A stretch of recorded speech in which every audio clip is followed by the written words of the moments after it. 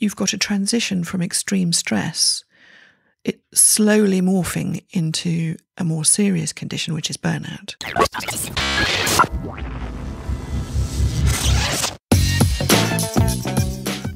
Hello and welcome to A Doctor's View, a podcast looking at everyday health topics and life through a doctor's eyes. Please note that all opinions are my own and should not replace the advice given to you by your own doctor. I'm Dr. Bolivios. Let's begin.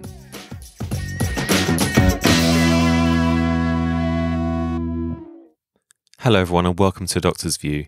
This episode is a follow-on episode from a previous podcast on burnout called The Devastating Effects of Burnout, a Real-Life Story, published on 7th of August this year. I'll recap the story for those who have not yet heard it. In November 2018, the medical world lost a bright star, a kind and compassionate cardiologist who excelled in his work, and he was loved by both patients and colleagues alike. Sadly, it was a consequence of work-related burnout. He tragically took his own life. In the podcast I published in August, I interviewed his brother, Amandip Sidhu. Amandip shared his story with the show, and he spoke not only of the events which led to his brother's death, but also how both he and his family are taking superhuman efforts to spread the message and help those finding themselves in similar situations to his brother to ensure that this tragedy doesn't happen again. This is a story that we've sadly heard too many times, and work-related pressures are on the rise, especially in vocations like medicine. And so sadly, it still remains topical.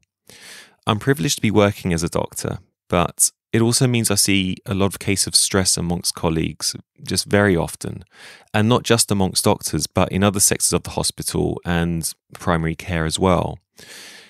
Since that episode was published, the feedback was quite extraordinary. It ranged from simple compliments of the show to people telling me how a simple courtesy listen turned into just captivation of Amandip's story. And it was quite rightly the most popular episode I had for many weeks in what was a relatively new podcast. And during that week, the show went from virtually unranked to number 11 in the iTunes medical podcast category. And it just shows how many people can relate to such events and just how many more want to learn about burnout in the workplace. It was obvious that a follow-up had to be done. With that, it's a great privilege to be once again joined by Amandip, who is now an advocate for personal well-being and has set up a charity called Doctors in Distress to not only help doctors suffering from burnout, but to help educate employers into how to avoid such tragedies from happening again in the future. I'm also joined by Dr Sonia Hutton-Taylor, who's one of the foremost experts in burnout. Sonia has worked at the interface between career and performance and health and well-being for 30 years, and after an initial career in eye surgery, she set up the first independent career support service for doctors in 1990. She has assisted some of the most burnt out people on the planet move through burnout effectively and either resume or change their careers. In 2017, she set up Burnout Geese for all industries, a platform for sharing her unique perspective on burnout, causes and prevention, as well as offering thought-provoking innovation on burnout resolution. I'm very grateful to have them both on the show. Amandip, Sonia, welcome. Thank you. Thank you, Paul. So we've recapped the story, and what I'd like to do this time is just begin with you, Sonia. If we could define burnout and some of the common myths and misconceptions that people have with it, because it's obviously a very important topic and we want people to know the exact definition and what they should be looking out for. Yes, I'd love to do that. I think if I start with the World Health Organization, because earlier this year they came up with a definition of burnout, or a classification rather of burnout, where they say that it's a syndrome and it's only in an occupational setting, and that it's chronic stress that has not been successfully managed. So that is the official definition. They also state that it's not a medical condition, which is interesting because it's the International Classification of Diseases that they've put it into. And I don't see quite how you can classify something as a disease and then say it's not medical. So I have a slight issue with several parts of the definition and with the World Health Organization's view that it's only people in a working situation. Because I've had clients who are carers, students, athletes, and their symptoms are identical. absolutely identical. So that's where I have a little bit of an issue with the WHO. And how do they classify that group of people that have the similar symptoms but is not in a work-related environment? What do they call that? Well, it could fall under any number of psychiatric, physical. It's actually extremely confusing because I don't know if you've ever looked at the ICD, but it's an enormous flow chart with multiple different strings to it. So it's navigating one's way around that is extremely difficult. Okay. Sorry, Sonia, just a quick question, just if I may. So, obviously being the non-medic here, the obviously with the WHO coming out with a definition, I'm assuming that there may be some criteria by which people can diagnose against burnout. Is that a correct assumption or not? I think it's probably early stages. My understanding of the WHO position is that they're doing further research on ways in which to try and diagnose and classify it even more accurately. Mm-hmm. But at the moment, I think it's quite sketchy, to be honest. But I'm sure you'd agree that as a first step, at least there is some kind of definition or recognition of it as a phenomenon. Yes, I think that's absolutely correct. And because prior to April and May this year, it wasn't really on the radar. But there's quite a lot of different ways of looking at burnout. So the simplest way that I look at it is it's like an empty cup. The cup has been drained of all the energy and effort that a person can put into something, but there's no replenishment, there's no restoration by, stuff being poured into the top of the cup. So it's a cup with holes in it, really. That's the sort of simplest visual that I can come up with. And people sometimes say, it's a mental illness. And I've got a bit of an issue with that as well, because I don't think it's at all clear. In some ways, burnout has lots of physical manifestations, which would make one think, well, it's actually not a mental illness, it's a physical illness. But on the other hand, there is a very strong interface between burnout and some forms of mental ill health. For example, with Freudenberger's 12 stages of burnout, I think it's number 11 that is depression. And in theory, if you talk to somebody, you could see that they'd gone through all 12 different stages of it before they get to the absolute collapse at the end, which is number 12. But I think depression could come on at an earlier stage. The stage 11 is really quite advanced, and that might be where your brother got to. So thank you for the definition, and I appreciate there's a little bit of confusion in terms of the overall. It almost seems like an umbrella term that's been pinpointed just for work. Yes, and there's a lot of misinformation on the internet. There's a lot of places that will say burnout is now recognised as a medical condition, whereas on the WHO website, it's very clear that it states it is not a medical condition. Now, they may change their stance on that at some point. That may not stay like that. Well, I guess that's implying that there's no medical treatment for it then, in theory. If you haven't got a medical condition that you're treating, then there's no tablets that can help, there's no therapies that can help, and so it's quite contradictory in a way. Absolutely. To give you an example, if you have diabetes and you don't know you've got it, but you go into a GP surgery anywhere in the UK, you will get an identical care pathway, pretty much identical. Yes. You will see the diabetic nurse, you will see the chiropodist, you'll have your sugars monitored, you will see the nutritionist, and there is a well-defined pathway for it. With burnout, I feel currently the state of play is there is nothing. Now, you couldn't take any individual GP and say that they have no plan at all for it, but there is no recognised, formalised, monitored care pathway for burnout. Thank you. And in terms of some of the myths and misconceptions that people have regarding burnout, or even in themselves that feel that they may have it, and in recognizing it in others, what do you feel have been the most common in your experience? Well, one of the things that keeps coming up is people say, oh, well, it's just a bit of stress, isn't it? Stress is a precursor to burnout. So stress and burnout are very closely related, but they are not the same thing. And they are two completely different physiological states. and it can be measured by cortisol levels. So a very stressed person in general, and even this is subject to variation, but in general, somebody with severe stress would be measured as having high cortisol levels, whereas someone with extremist burnout is likely to have low cortisol levels. But there are confounding factors that would even make that not a diagnostic test. But it just goes to show that the two states are completely different. That's very interesting. So, as well as a slight physiological element to it, it seems to be mainly it is a psychological issue. Is that fair to say? Or well, I think not? It's terribly complicated, because the reason the cortisol level drops and is high in stress and low in burnout is because the hypothalamic pituitary axis is being sabotaged, if you like, or mullered is my technical term.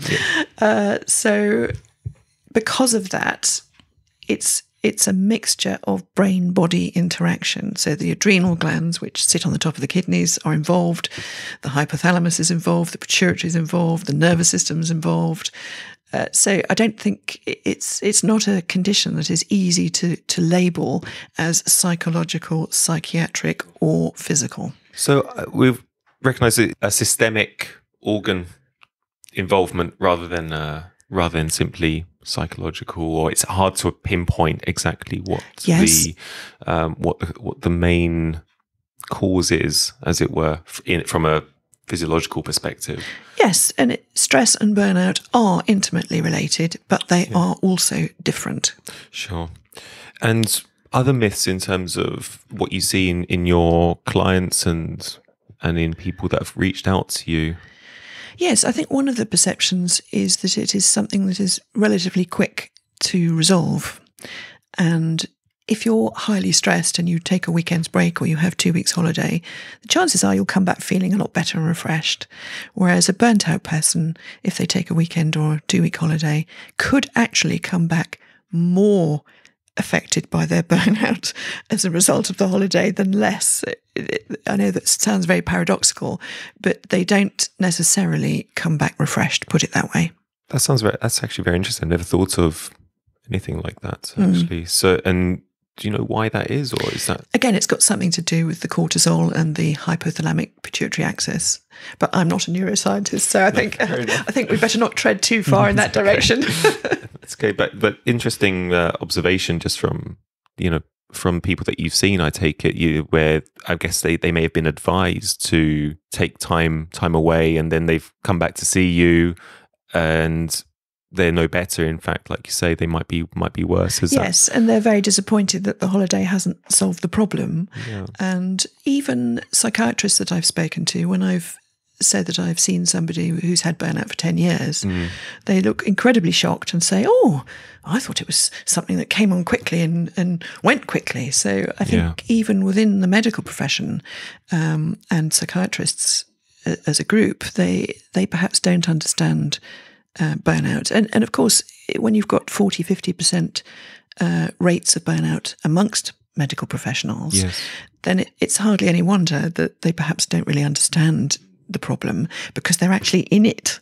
And when you're in burnout, it's actually very difficult to see the wood for the trees. Yeah, I think it may even be even higher, the rates and unrecognized or even unnoted. Or they're not reported, rather. Yes, I think a lot of the research that's done on burnout looks at different parameters. So the figures that come out are sometimes quite difficult to compare. And I've seen rates from 30% up to in the 70%. 70%. So it depends on what you're looking at and how you're defining it in that given paper or in that given study, as it were. But the point is, it's too high. Of course, yes, it is. Yes. It's not rocket science, is it? No, really? absolutely. It would just be lovely to see it coming down, and it looks to me like it's creeping up. Another one of the myths is surrounding sleep. So people with burnout are often very tired, chronically, physically, mentally exhausted. And so people will say to them, and this is true perhaps of a lot of therapists who perhaps don't really understand the full extent of what burnout can do, is they'll say, oh, well, you need to have a sleep hygiene regime and you need to get your sleep better. But the problem with somebody with burnout is that they cannot sleep better. It's no good saying sleep better or go to bed earlier or don't use your phone. These are good basic sleep hygienes for someone without burnout. But once somebody has burnout, the hypothalamus and the pituitary are intimately connected to the pineal gland where melatonin is secreted from. And melatonin is what controls your sleep cycles. So if the whole system and axis is malfunctioning, if you like, what happens is people with burnout often don't get the deep sleep and the REM sleep that they ought to have. So they can be 8 hours in bed. They could even be 8 hours officially asleep. Their partner could say, well, I didn't see you wake up. You've been asleep all night. But you wake up unrefreshed and you wake up as tired as you were when you went to bed. So it's the quality of sleep. It's the quality and the functionality of the sleep that is in fact the problem.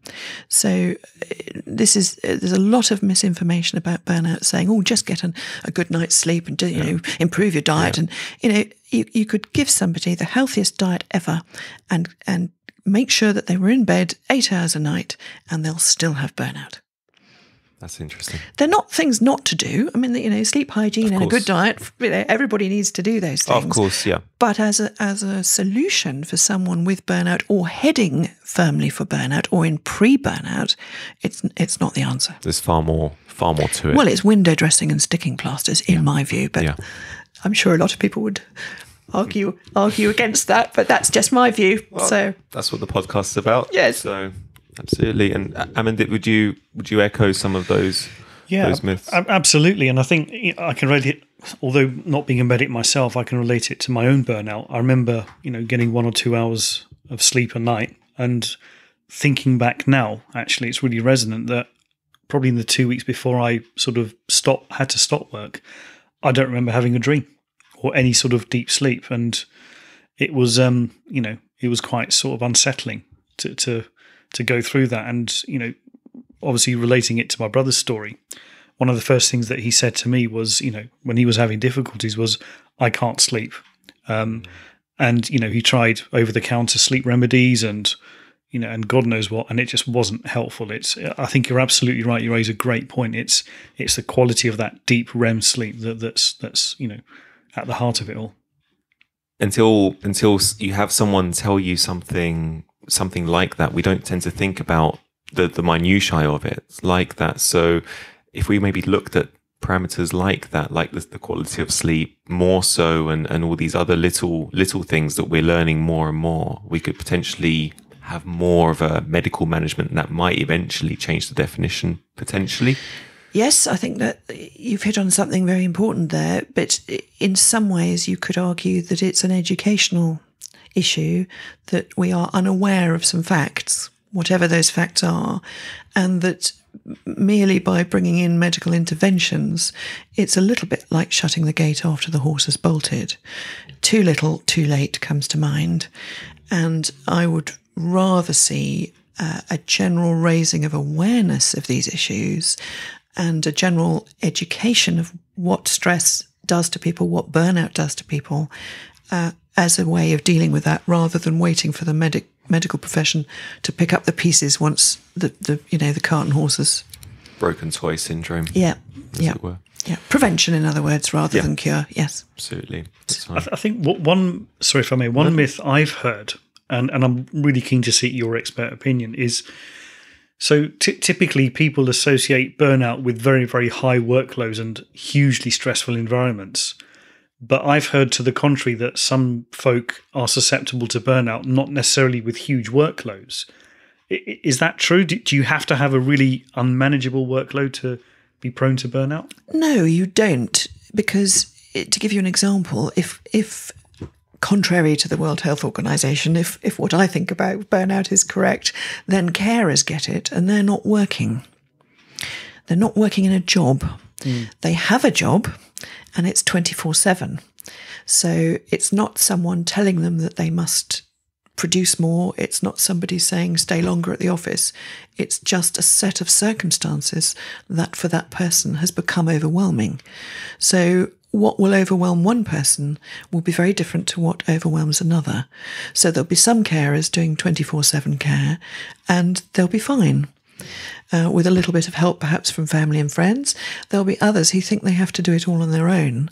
And if they're not asking for help or not making sure that they're filling their own cup sufficiently, then they will run into burnout symptoms.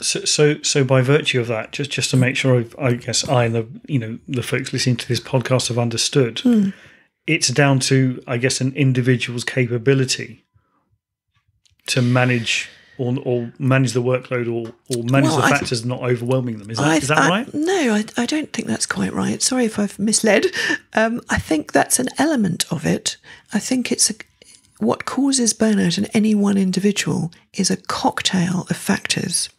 And the cocktail of factors, the two main areas are the environment in which one is working and one's personality traits and social upbringing rather than environmental, right. The more personal side. Would it be fair to say it's incredibly difficult to objectify it? So it has to be taken on a person-by-person, subjective basis? Yes, I think that's fair, but I think one can generalise a little bit and say that if you look at any one person with burnout, there will be a cocktail, and the two main elements that I would always be looking for are what's happening in the workplace and what's happening in your personal life and who are you as a person.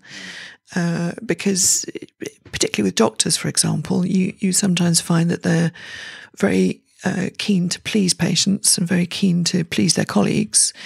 And if you happen to have the personality trait of a people pleaser, then you are slightly more at risk of getting burnout than somebody who isn't.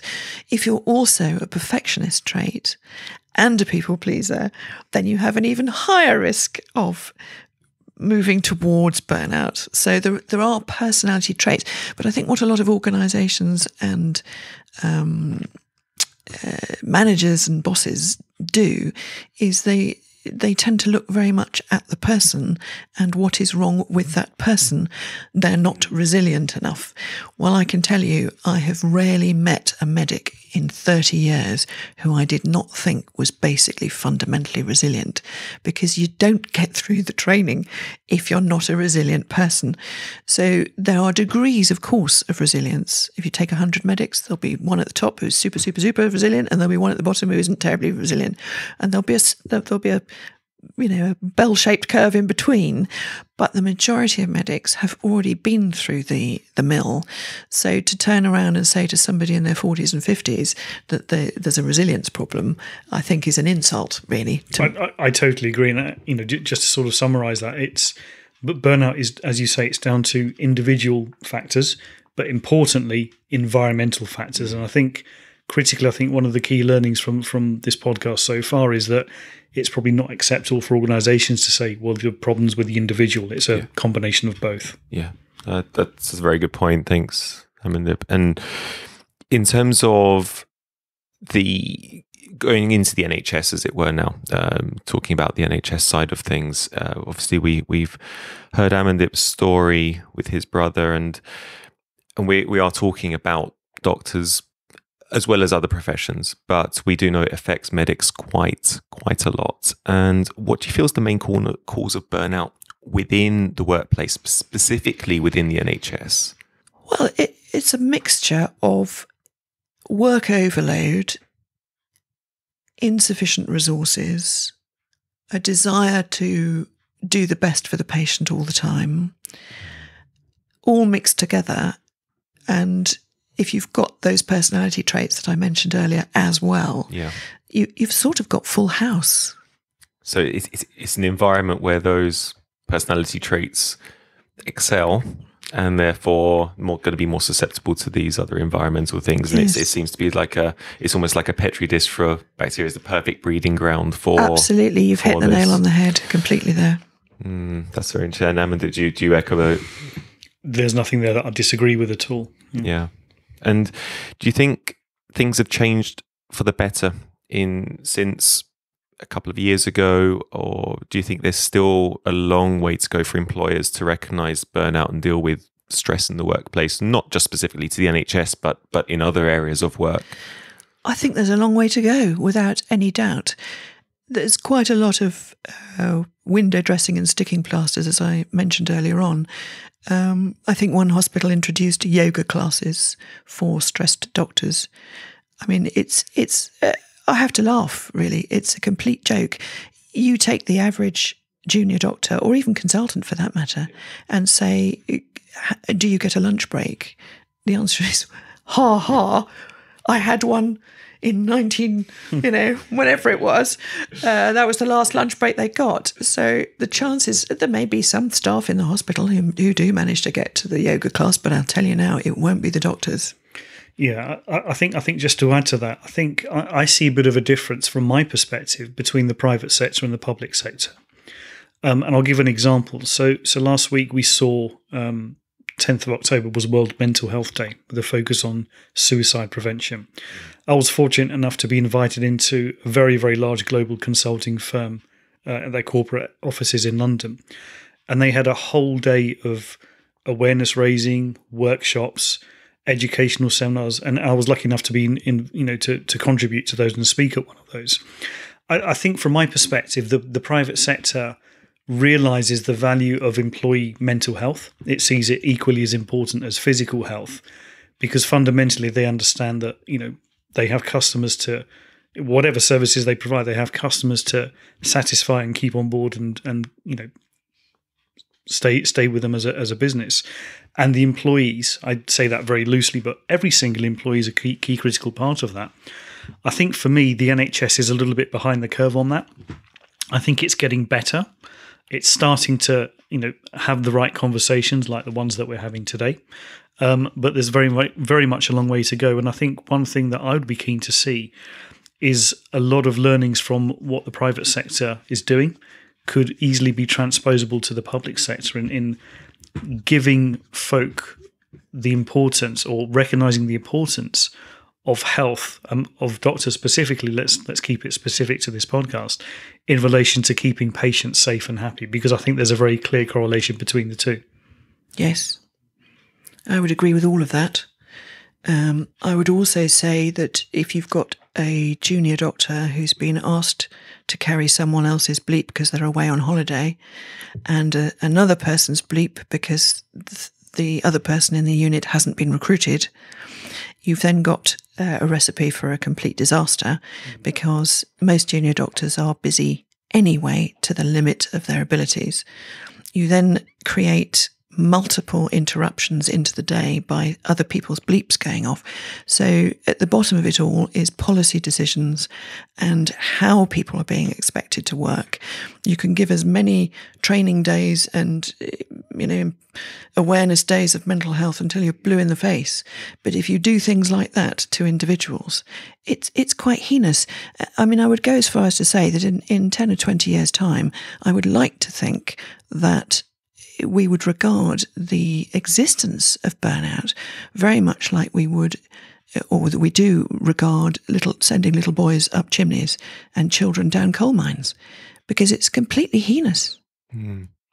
I must say, just from personal experiences, just to add to that, as we've got the sort of environment within the hospital workplace being the high workload, having to carry someone's bleep, and just to add almost fuel to the fire, as it were, I think there's other factors as well, and these are outside of the hospital but still within the medical profession, and that could be something simple like the having to move around a lot, having to wait for months and months and months to get a contract. And as I said in a previous podcast, I left the job once and then got my contract for that job after I had left. And so even things like trying to get a mortgage or trying to get a loan, it affects your whole life.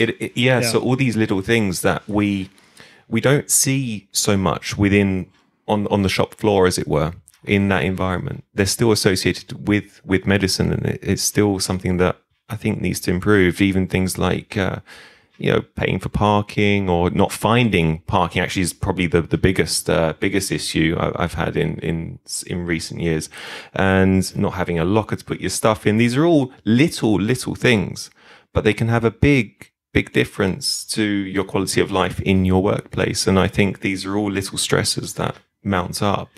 Yes, I think what you're describing there is something that I managed to encapsulate in a diagram. I drew a picture of an iceberg, and the bit above is the burnout you see, and the 90% below is the burnout you don't see. I think that sums it up, actually. Yeah. Absolutely, Yeah. yeah. And Amandip, do you think that's a relatively fair thing to say? I don't know, from obviously your brother was a very senior doctor, so those things may have been obviously in place in his life, contracts and parking and all sorts. But from other side of things, do you think there's definitely other factors involved? I think the honest answer is that I'll probably never fully know, because as you say, things like burnout, and it's a 10% visible, 90% not visible. Having said that, I think that's even more pronounced in doctors. If it was me and I had to put a measure on it, I'd probably say 1% visible and 99% invisible. But very, very sadly, when that 1% does become visible, it's, as we've seen from my brother's case, it's far too late.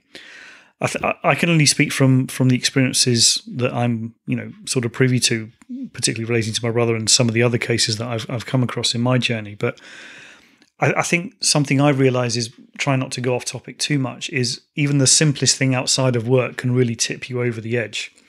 And I'll give a very good example. So with my charity work, Doctors in Distress, I got an email from the website hosting company saying that there was a dubious bit of code there. And, recently it just flipped me over the edge on that weekend. I was very, very on edge. And I relate that to something actually that happened to my brother, in that I think there was some weird story that his gardener didn't come to do his tree hedging or something like that.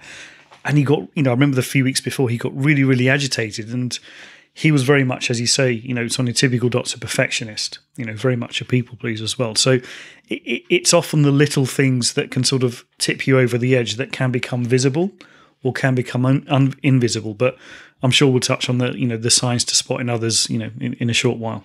Yes. Thank you, Amandip. And on that, actually, we was going to move on to the signs and things. I wanted to ask you, Sonia, from your experience and also just expertise. We did mention it before on the previous podcast, but would like to hear it from your perspective in terms of the signs and symptoms that we should be looking out for people and ourselves as well, if we think we have burnout. Yes, I think there are several ways of looking at spotting signs. On the one hand, it's actually very easy to spot them if you know what they are. On the other hand, people often hide them and conceal them.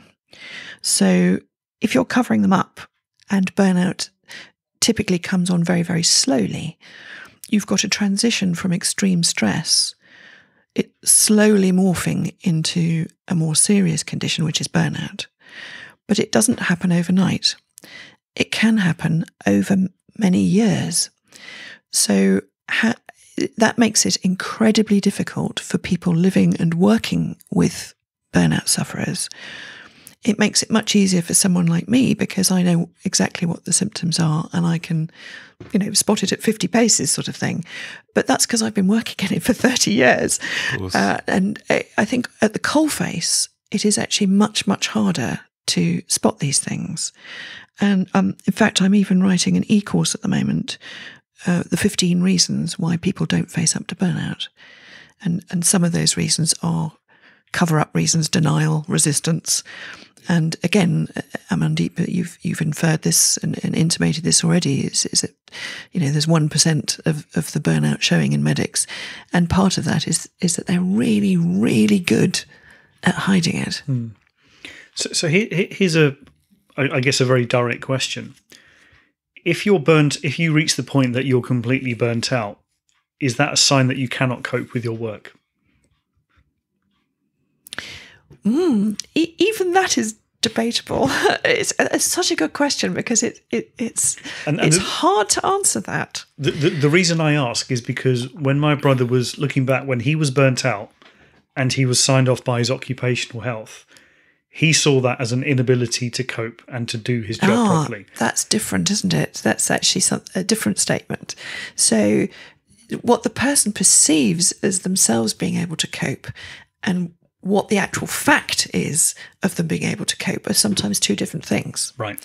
So a lot of doctors would take it as an insult or a put down that somebody was saying that they weren't coping. Mm-hmm. But the reality is they're not coping. But if you're in denial about it and you then feel that that's an affront to your dignity and an affront to your professionalism, then you're going to resist it and take it very personally. But the inability to cope or the problem with coping with things actually happened some time before that. Right. But it just wasn't noticed by anyone. It wasn't noticed by the sufferer and it wasn't noticed by the people around them.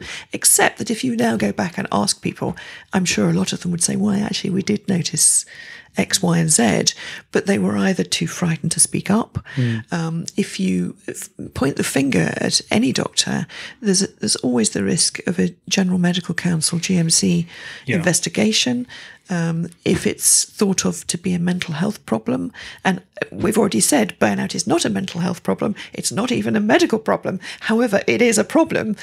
But you will get lumped in with the psychiatric conditions and the addictions side of the GMC, and they can come down fairly heavily. So the key really is to be spotting problems with people's workload way, way, way, way, way before it gets to anything you would even remotely call burnout. But that's the challenge, is that a lot of doctors are working under constant, unrelenting stress, and therefore a lot of them are now heading into burnout. And I think that's often seen as the norm, which is a bit of a challenge. Is that, well, that's just the way it is. So on that front, you mentioned there that it's, you've got to spot the signs early. What would you see as those signs, and I guess who would you see as spotting those signs? Gosh, two very big questions. Ideally, one would be spotting signs of stress and organisational malfunction and dysfunction at early stages, but we know that doesn't happen. So there's also the issue of spotting stress signs early and the issue of spotting burnout signs early. Ideally, one would be spotting stress signs early first, because that's prevention. If you're waiting until you're spotting the burnout signs, I would already say something has gone wrong. What stress signs would you be specifically looking out for? What the key, or what the most prominent stress signs? What stresses one person will be another person's challenges. So it's actually quite difficult. You need to ask individuals, what is stressing you at the moment? And they will generally tell you if you ask them. In terms of physical manifestations, things that we could see from from a relative or a close friend or even a colleague, things that we might notice with them walking down the corridor or just speaking to them at lunchtime, for example. Are there any little clues that we might pick up on? I think doctors are so well compensated for dealing with stress that they cover it up so much until it's gone to burnout.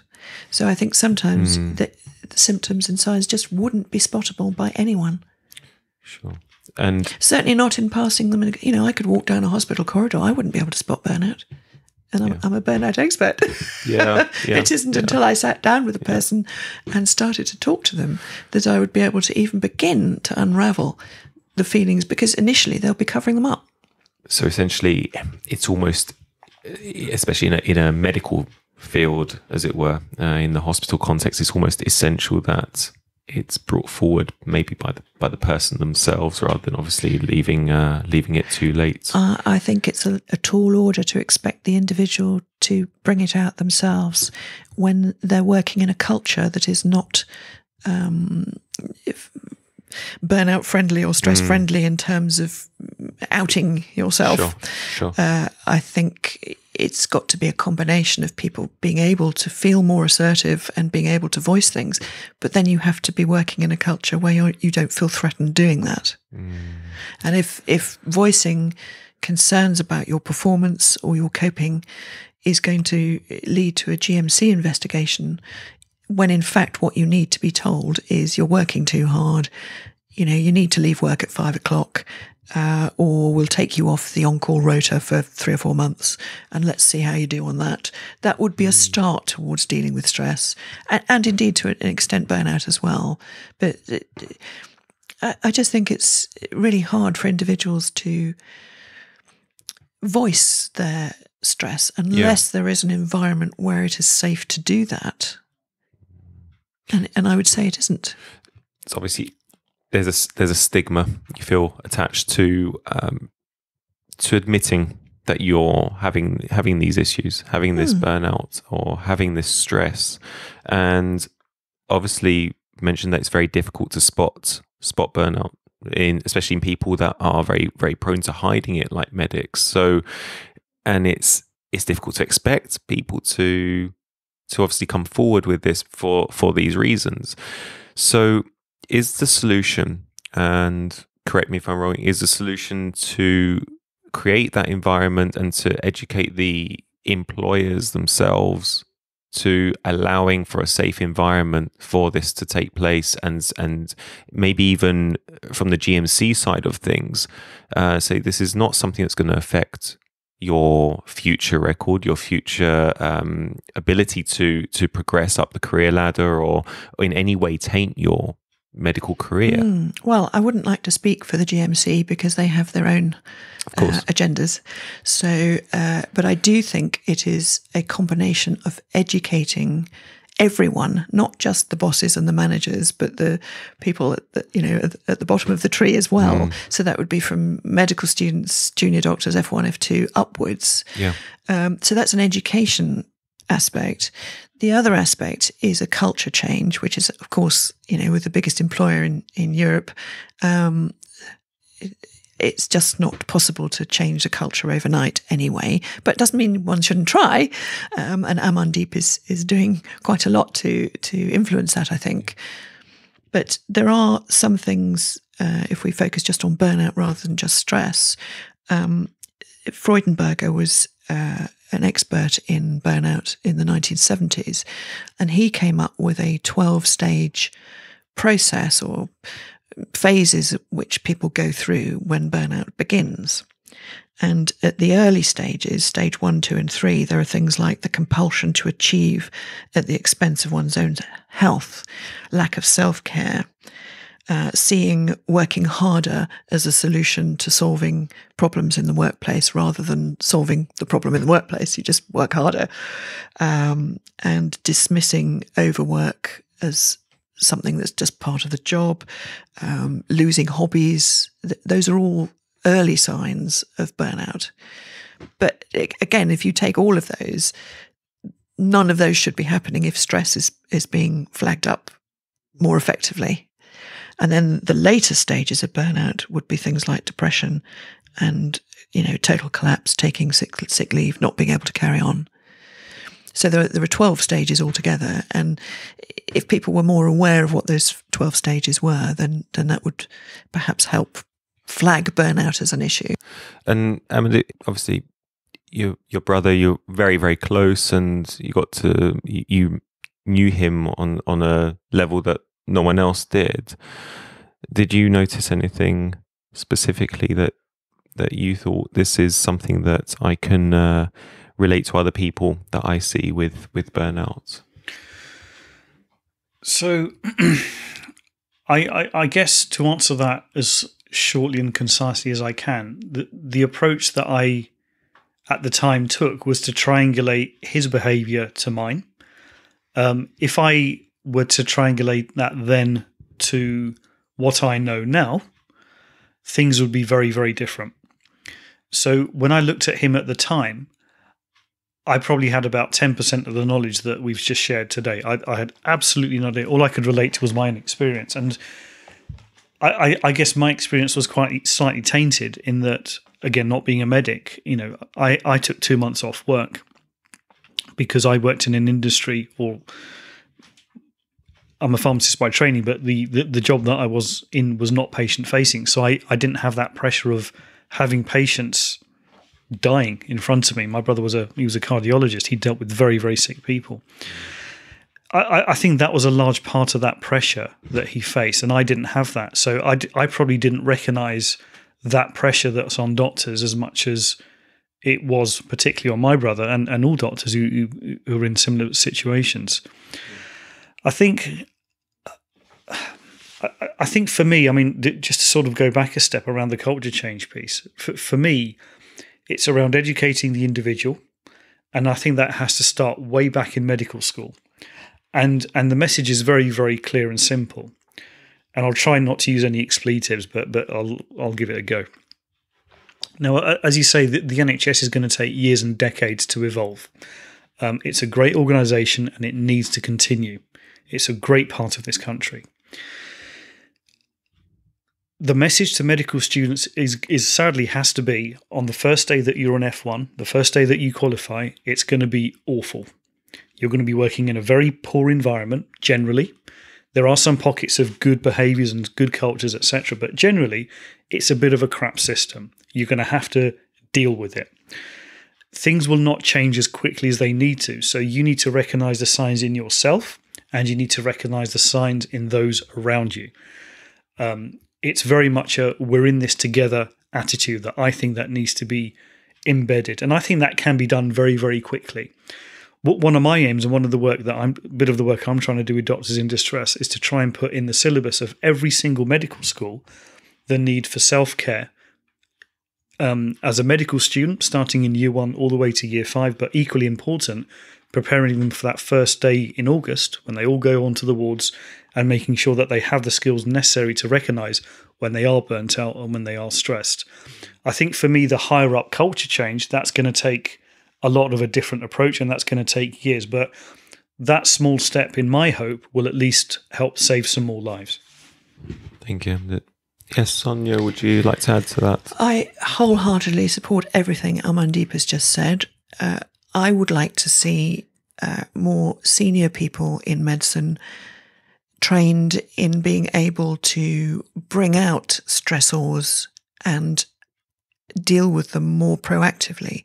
So if you keep ignoring stress in your team, and this works up the ladder as well as down the ladder, if everyone is ignoring everybody else's stress and it's never ever being voiced or discussed, it's a breeding ground. So what I'd like to see is seniors having meetings with their juniors, not about patients, not about exams, not about the hoop jumping that one needs to do to qualify and progress in one's career, not about patient beds, but sitting down and saying, right, what stresses have we all had this week?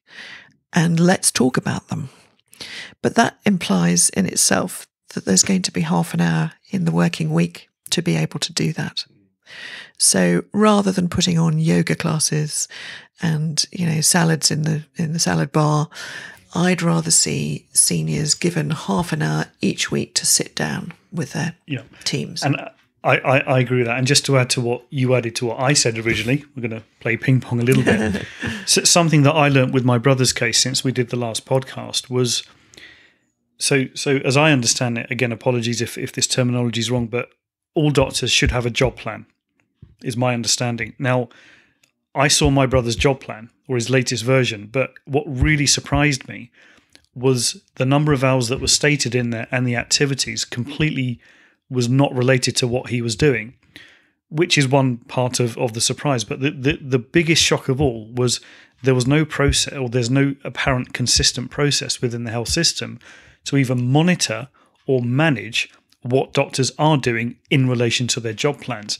And I think for me, that's something that's a very, very simple output or change that can happen that would give people the time they need to speak, would enable basic things such as monitoring workloads that are, as we've touched upon earlier, are one of the factors relating to burnout. And I think things like that are really, really simple should be put in place quite quickly that can help solve a lot of these issues that we're talking about. So here's a question, and I'll relate it to obviously the case that's closest to me. So when my brother obviously got to the point where he was completely burnt out, completely exhausted, he was referred to his occupational health, who basically said, right, the GP seeing you, you're signed off for a month. Knowing him and knowing his traits, and I think knowing that everything that I've learned on this journey so far, and I know there's much more to learn, he saw that very much as a sign of failure as a doctor. That's the first time in his life that he perceived that he ever failed.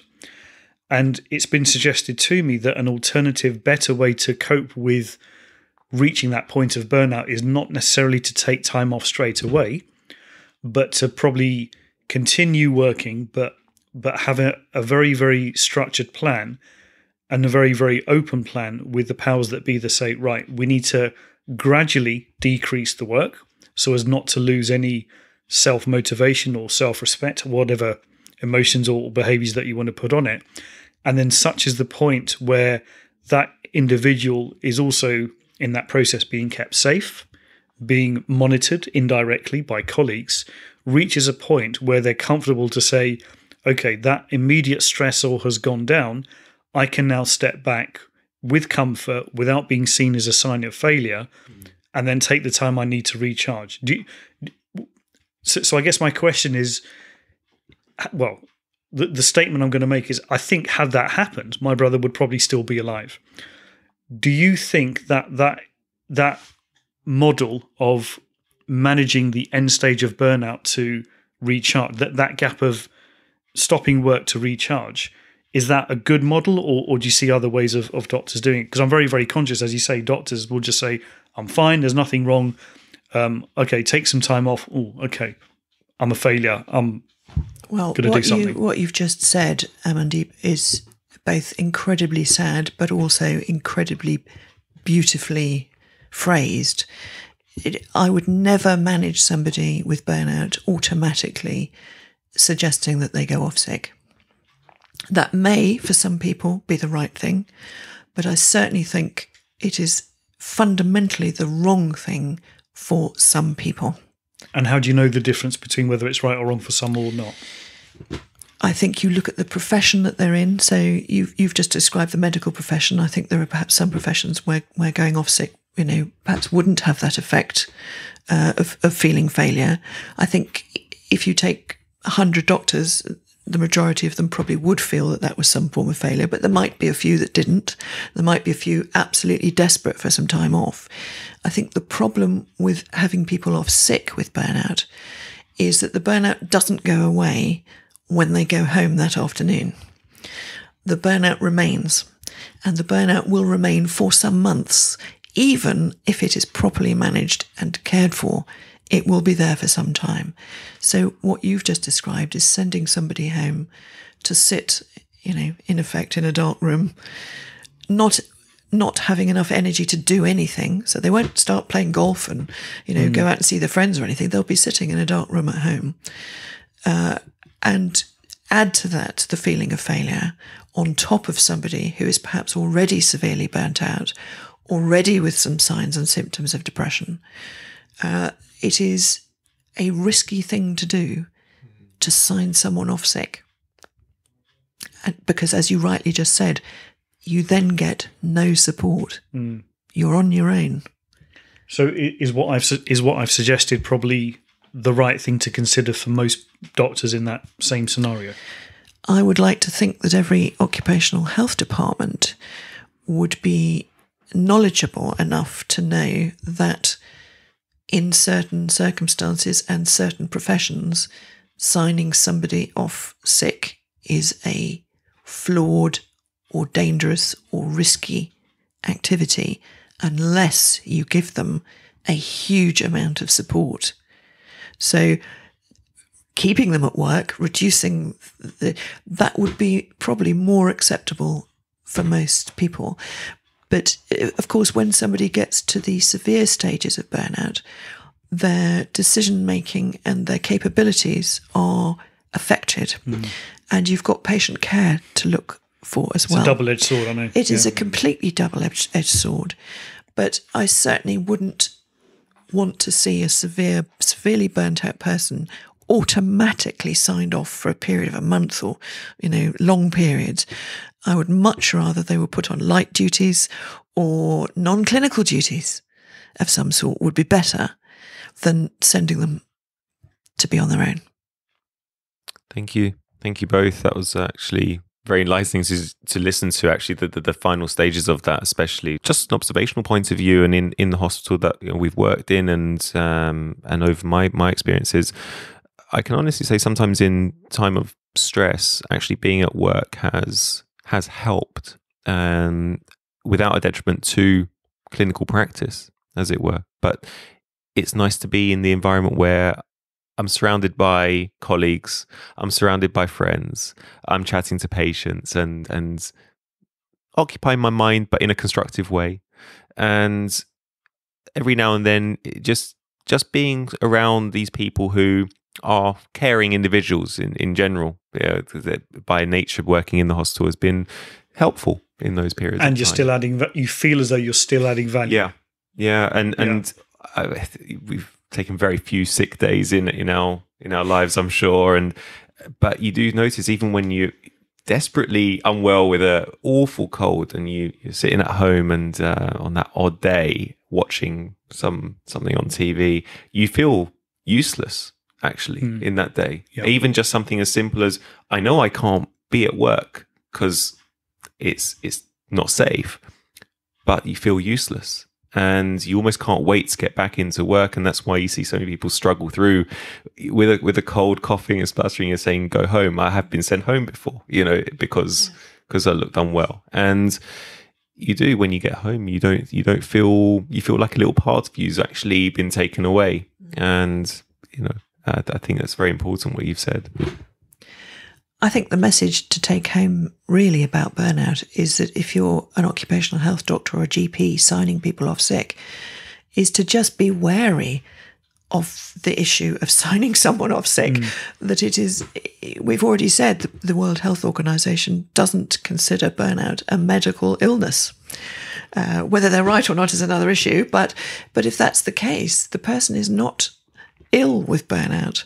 They merely need managing. They need their burnout managed correctly. And I don't think, especially now having heard Amandip's story about his brother, I don't think that signing people off sick is an automatic thing that should occur. Thank you. It might occur in some, but sure, it shouldn't be an automatic assumption that that's what happens. Thank you. Thank you both. Thank you. I'd very much like to thank Amandip and Dr. Sonia Hutton-Taylor once again for appearing on the podcast. As I said earlier, it was an incredibly enlightening experience listening to these two prominent members of the field and approaching burnout from a perspective that I wouldn't think to approach it from. And even after the first couple of podcasts we've done on this topic, it still goes to show just how much more we have to learn about it and how much more we can do to help prevent it and help treat those who are suffering from it. On that note, to help us further understand the problem and to help come up with solutions, Amandip does have a website called doctorsindistress.org.uk, and I will put a link to that in the description of this podcast. And on that website, in the research section, there is a survey link. And what the survey link is about is trying to further gain the opinions related to the concepts of medical colleagues caring for each other. And this is a key part in trying to help understand some of the problems that we're facing with burnout and how we can help to deal with them. So if you are a medic, please do take the time to fill out that survey, and I will put a link to that survey directly into the description of the podcast above or below.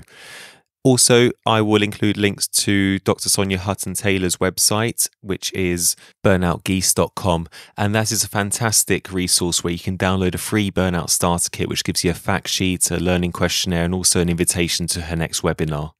I'll also include some other links, as I have done in previous episodes, for anyone suffering with stress and burnout that might find them useful to help gain some further support. As always, thank you for taking the time to listen to this podcast. And if you enjoyed it, please do leave a review on iTunes. I very much appreciate it. And if you do have any questions or any topics that you'd like me to discuss in future episodes, please do email me at adoctorsview@gmail.com or visit my website where you can contact me there at adoctorsview.co.uk. And as always, please look after yourselves, and I look forward to joining you again next time. I'm Dr. Bolivios. Goodbye.